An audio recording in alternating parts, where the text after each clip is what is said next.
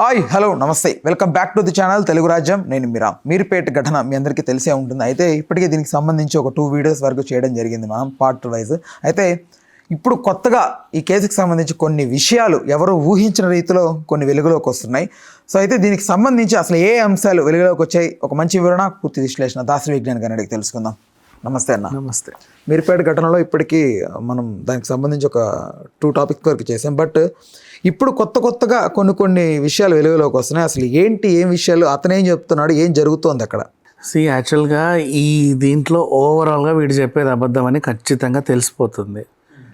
కానీ ఇది అబద్ధం అని పోలీసులు ఒకవేళ అన్నారు అంటే వాళ్ళది నిజమని ప్రూవ్ చేయడానికి చాలా చాలా చాలా చాలా కసరత్తులు చేయాలి. సింపుల్గా చెప్పాలి అంటే ప్రజాధన దుర్వినియోగం ఇది. వీడు చేసిందే ఒక పెంట పని, వీడు అబద్ధాలు చెప్తున్నాడు. వీడిని ముక్కలుగా నరికి ఏ కాకులకు గద్దలకు వేస్తే అయిపోతుంది కేసు ఇది. బట్ మనకంటూ కొన్ని చట్టాలు, న్యాయాలు ఇవన్నీ ఉన్నాయి.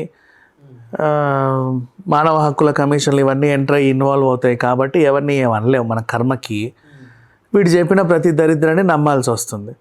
నమ్మడం కాదు, రాసుకోవాల్సి వస్తుంది. అంటే అది కాదు అని మనం ఏదైనా అంటే పాపం ఇప్పుడు పోలీసులకి డబుల్ డ్యూటీ. ఇప్పుడు అదే పనిగా ఓ 10 టీంలు వేసుకొని మొత్తం సెర్చ్ ఏదేదో చేయాలి, రాత్రి పగలు నిద్ర లేకుండా కష్టపడాలి. అంత అవసరం కూడా లేదు. బికాజ్ హీఈస్ లయింగ్, అది తెలిసిపోతుంది. వాడేమో నిజం చెప్పనంటారు. నువ్వు లై డిటెక్టర్లు పెట్టినా అది అబద్ధం రా వీడు చెప్పేది అన్నా సరే లేదు ఇదే నేను చెప్పేది నిజం అంటున్నాడు.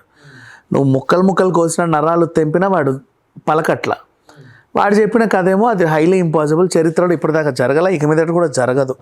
మాంసంని నువ్వు ఎంత ఎండబెట్టినా ఎండదు, అప్పటికీ ఆ పచ్చితనం అలాగే ఉంటుంది. Powder is 100%. వాడు కామెంట్ పెట్టాడు, వాడు తవా ఫ్రై చేసాడు ఉంటాడు అని చెప్పి. వాడు అంటే వాడికి ఎంత అటకారంగా ఉందో మనం చేసిన వీడియో కింద ఉంది ఆ కామెంట్. వాళ్ళ ఇష్టం లే, వాళ్ళు ఏం ఇక్కడ వీడు చెప్పిందే అబద్ధం స్టోరీ కాబట్టి వాళ్ళు అలా కామెంట్ పెట్టడంలో తప్పలేదు. ఎందుకంటే ఇంకా అదే స్టోరీ రన్ అవుతుంది. వాళ్ళకి కొత్తది ఏంటో తెలియట్లా, అసలు ఏం జరిగిందో అర్థం కానప్పుడు వాళ్ళు అలాగే మాట్లాడతారు. వాళ్ళని అనడం కూడా తప్పే. సో ఇక్కడ ఏంటి, వాడు హెయిర్ డ్రైయర్తో నేను దాన్ని పౌడర్ చేశాను అంటున్నాడు, ఎండబెట్టాను అంటున్నాడు. ఎంత చేసినా మాంసం ఎండి చావదురా సుంటల్లారా అంటే విన్నర్ చావరే. అది ఎండదు. వీడు చెప్పింది అంతా ఫేక్ స్టోరీ. 2 రోజులు వేసి ఎంత కాదనుకున్నా. 14 రోజులు సినిమా చూసావు. 15కి తల్లి కూతురుతో ఫోన్లో మాట్లాడింది లైవ్గా. 16కి కూతురు ఫోన్ స్విచ్ ఆఫ్ అయ్యింది. 17కి అల్లుడికి ఫోన్ చేసింది. 17కి అల్లుడు ఏం చెప్పాడు, అది ఎవరితోనో లేచిపోయింది, ఇదేనా నీ పెంపకం అని రిటర్న్ దాడి చేశాడు. అదే 16కి పిల్లలు ఇంటికి వచ్చారు, ఏదో స్మెల్ వచ్చింది, నాన్న వాట్ ఈస్ దిస్ స్మెల్ అంటే బాబు మీరు వెళ్ళండి అని చెల్లెలు ఇంట్లో పెట్టాడు. 16కి ఎవరినో చంపాడు. 16కి వీడు చంపింది కుక్కనే చంపాడు. కుక్క తలే కాల్చాడు. కుక్కనే ముక్కలు చేశాడు. కుక్కని తీసుకెళ్ళి ఎక్కడో పూడ్చేశాడు.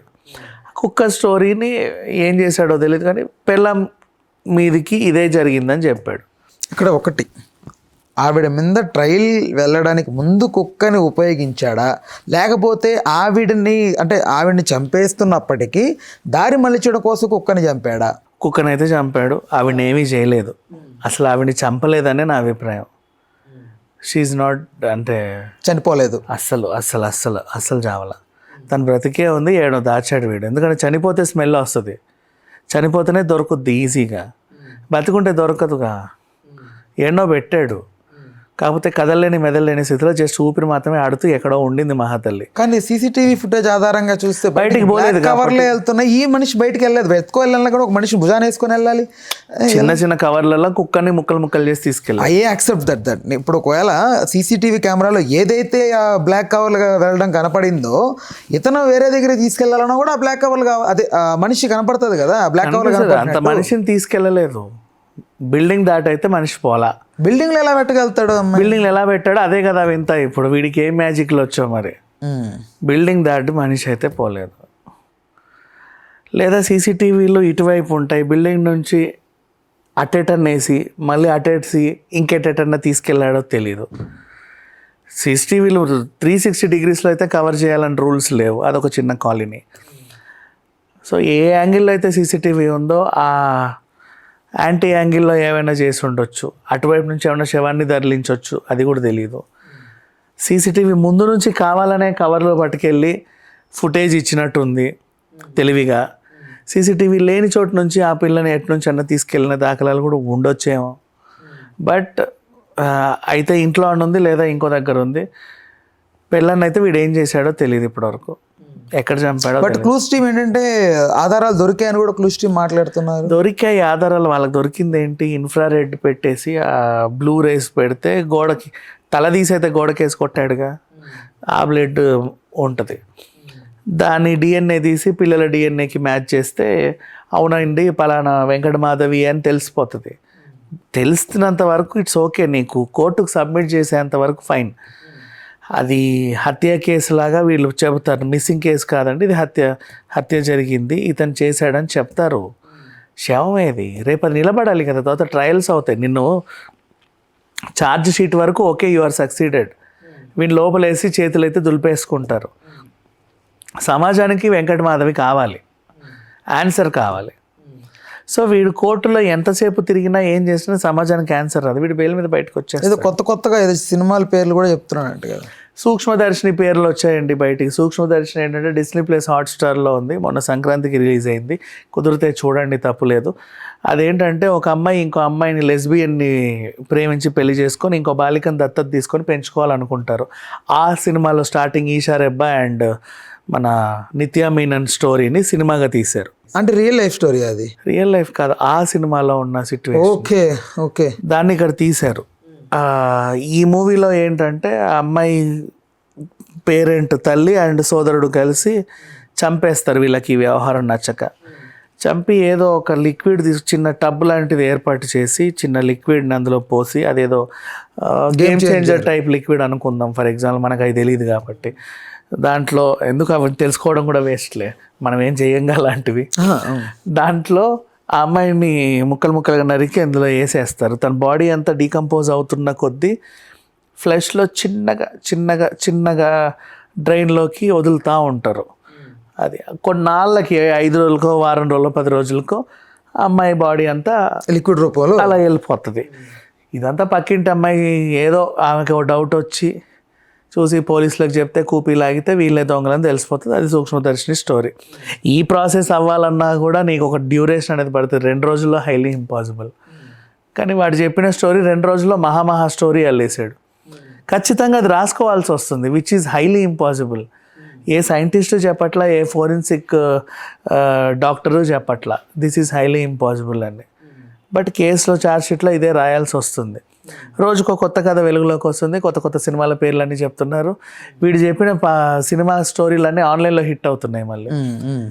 నిజమా? ఇప్పుడు నిన్నగాక మొన్న అనుకుంటా ఆంధ్రజ్యోతి రాసింది, సూక్ష్మదర్శిని వల్ల ఇలా జరిగింది అని చెప్పగానే అందరూ అది చూశారు. ఇప్పుడు ఓటీటీలో దాని రేటింగ్ ఎక్కడికో వెళ్ళిపోయింది.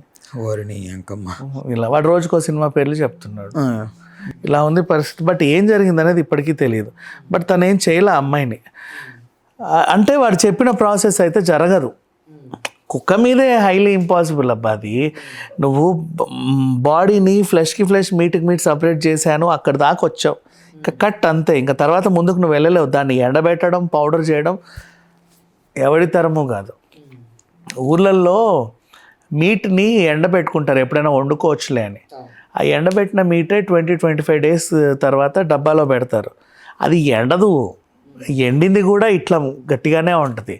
నెక్స్ట్ ఈవెన్ మీరు డ్రై ఫ్రూట్ కల్చర్లో చూసుంటే డ్రై ఆమ్లా లేకపోతే డ్రై ఆప్రికాట్ ఇలాంటివి అంతెందుకు, డ్రై కిస్మిస్సే తీసుకుందాం. కిస్మిసేగా తెలుసు కదా, ద్రాక్ష ఎండు పెడితే కిస్మిస్ అవుతుంది. అవి పైన ఎండేస్తాం, నువ్వు ఎంత చేసినా అది మెత్తగానే ఉంటుంది. దట్స్ ఎ ఫ్రూటే కదా, అది మెత్తగానే ఉంటుంది. అదేమి క్రష్ అయ్యి పౌడర్ అవ్వదు, ఇట్లా అవ్వదు. సో మనిషి కూడా అంటే బొగ్గులాగైతే అయిపోదు. బొగ్గనే కాదు, ఎండిపోదు. బొగ్గు అనేది ఏంటి, మంట రూపంలో ఉండే అది చల్లారిన తర్వాత బొగ్గు రూపంలో వస్తుంది. దాన్ని పగలు కొడితే ఎడ్జ్ వరకు ఏ చెమ్మ అనేది ఉండదు. బట్ ఇక్కడ మీట్కి సంబంధించి మాత్రం నువ్వు తినే ఐటమ్ తీసుకో, లేకపోతే వాట్ ఎవర్ ఇట్ ఈస్ మీట్కి రిలేటెడ్ ఏది కూడా పైన క్రంచీగా ఉన్నా ఫ్రూట్ ఎండి చావట్లేదు. అదే అంటున్నా, ఫ్లెష్ అనేది మీట్ అనేది ఎప్పుడు కూడా లోపల ఎప్పుడు దానికి ఆ మాయిశ్చర్ అనేది ఉంటుంది. అయితే fruit pulp and meat flesh different. Fruit పల్పే ఎండట్లా, మీట్ ఫ్లెష్ ఎలా ఎండుద్ది? ఎండదు. అది అసలు హైలీ ఇంపాసిబుల్ పని. సో ఏ యాంగిల్లో చూసినా వీడు చెప్పింది అబద్ధమే. వీడు అప్పడం స్టోరీ చెప్పాడు ఎండుద్ది అని, బట్ ఫ్లెష్ అండ్ అప్పుడు స్టోరీ చెప్పాడినా అప్పడం స్టోరీ వీడు చెప్పింది. నేను అప్పటి వడియల్లా పెట్టాను, అది ఎండింది, ఇటంటే కరకరలాడింది, దాన్ని చేశాను, పౌడర్ అయిపోయింది.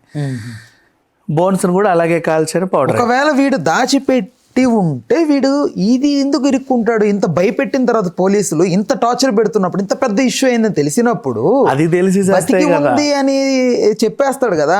మర్డర్ కేసు కంటే కూడా ఇది బెటర్ కదా, దీని ఆప్షన్ చూసుకుంటాడు కదా. ఒకవేళ నేనంటుంది మీ లాజిక్ ప్రకారం 100% చూసుకుంటాడు. బట్ ఎన్ని లాజిక్స్ మీరు 360 degreesలో ఎన్ని క్వశ్చన్లు వేసుకున్నా సరే వీడు వాటికి అతీతంగా ఉన్నాడు. అన్ని ఆలోచించే దిగాడు బురదలోకి. అది తెలియదు, మేబీ ఆలోచించుకునే ఉండొచ్చేమో. బట్ వెంకటమాధవి కదా మనకు కావాల్సింది. అదే అదే చంపితే శవాన్నన్నా ఇవ్వు, సేమ్ దృశ్యం సినిమా లాగా. వాళ్ళకు కూడా కావాల్సింది అదే, నువ్వు చంపావని తెలుసు, శవం ఏడుందో చెప్పించావు, మేమేదో చేసుకుంటాం దాన్ని అట్లీస్ట్. అక్కడ అది, ఇక్కడ కూడా అంత స్టార్టింగ్ దృశ్యం లాగా వెళ్ళాడు. ఇప్పుడు సూక్ష్మదర్శిని వచ్చింది, రేపు ఓటీటీలో ఇంకో కొత్త సినిమా రిలీజ్ అవుతుంది, వీడు దాన్ని పాపులర్ చేస్తాడు మళ్ళీ.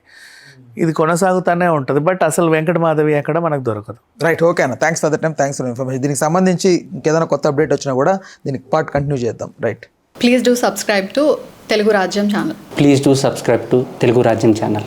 Please do subscribe to Telugu Rajyam channel. Hi అండి, నేను మీ ఆర్పీని, నెల్లూరు పెద్దారెడ్డి చేపల పులుసు ఓనర్ని. మీరు తెలుగు రాజ్యం అనే ఈ యూట్యూబ్ ఛానల్ సబ్స్క్రైబ్ చేసుకుని మంచి మంచి వీడియోలతో వస్తారు. Thank you so much. Hi people, I'm Sonakshi Verma and you please watch Telugu Rajyam and please subscribe to the channel.